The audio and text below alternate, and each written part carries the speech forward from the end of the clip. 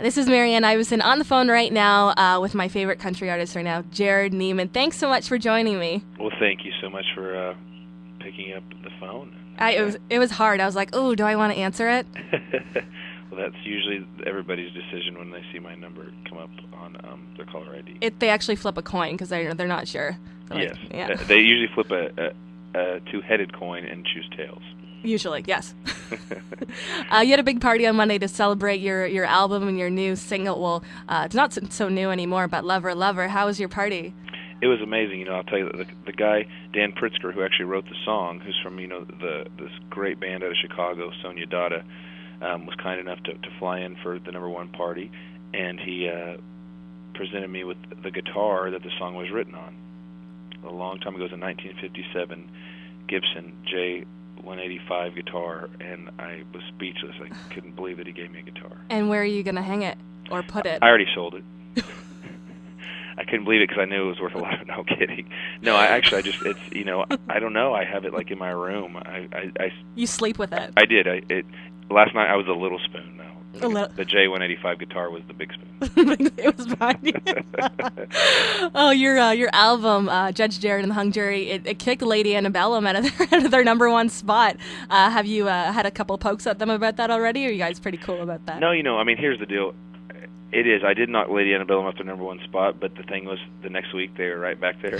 They've been there like 6 months, so nice enough to knock them off for 7 days, and then they're right back up there. So at the end of the day, obviously, Lady Antebellum is showing, how talented and hard-working they are, and they're kicking everybody's tails, and it was neat just to, of course, to be up there anytime is unbelievable, and I was confused that we had a number one album because I was just trying to figure out exactly why.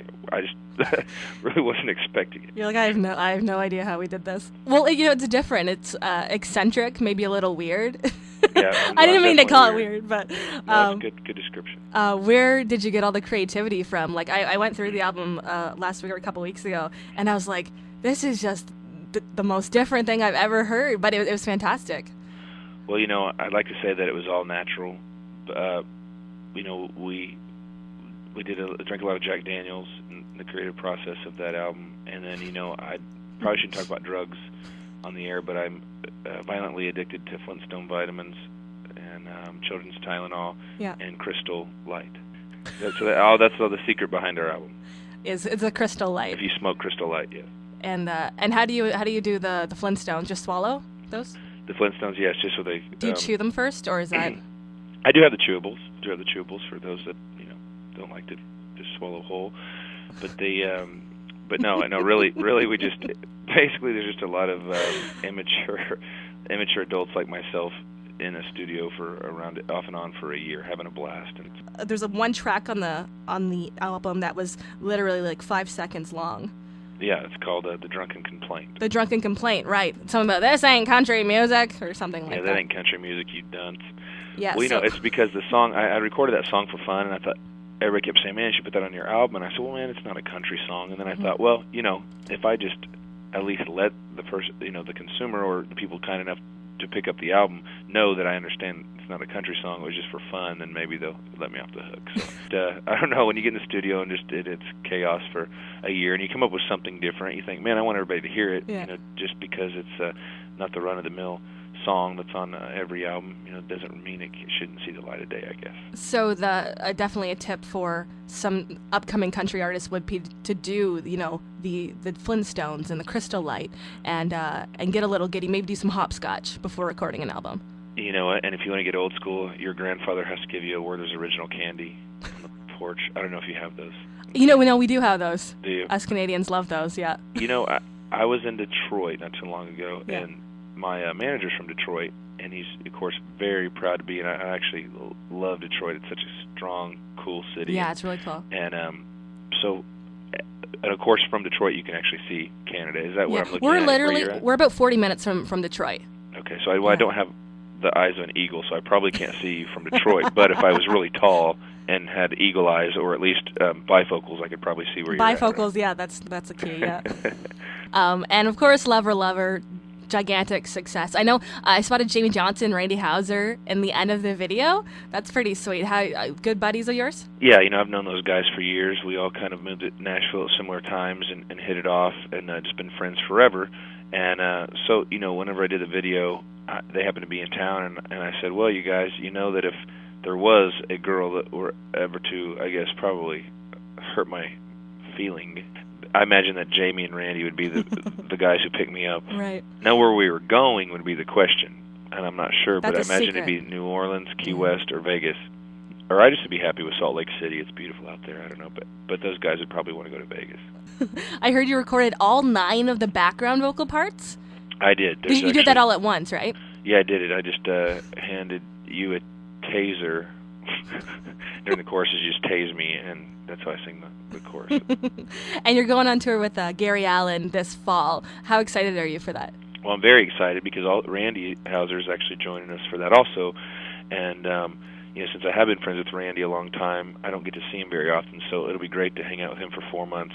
Don't know Gary Allan very well, but of course been a big fan of his music a long time, so at the end of the day, hopefully I get to pick up a new buddy, and I get to listen to, of course, 2 great country artists each night. And open up for him too, right? And get to open up for him, and I've already been taking my vitamins and minerals. And your Flintstones, yeah.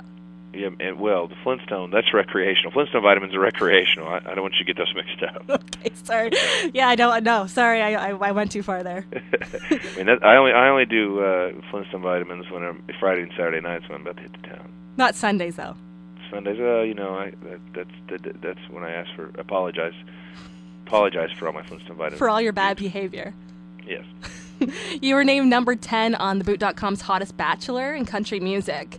What spot do you actually think you deserve? Because I think you were higher than 10. Well, no, what's funny is there's like 3 ties for 9, so really it would be like 13th, which, I don't deserve to be on any Hot Bachelor thing. I mean, that's just silly. If you knew anybody I grew up with, it was never that guy.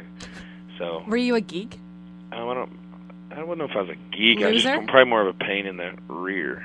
Oh, were you one of those kids that made too much noise in class and just See, one of those guys, but I was nice and Respect. caring and giving, but then yes, obnoxious. So violent, vicious cycle. Well, when are you coming to Canada? I know you're going on tour with Gary, but do you plan on coming up here at all? Because there's a heck of a lot of country fans up here.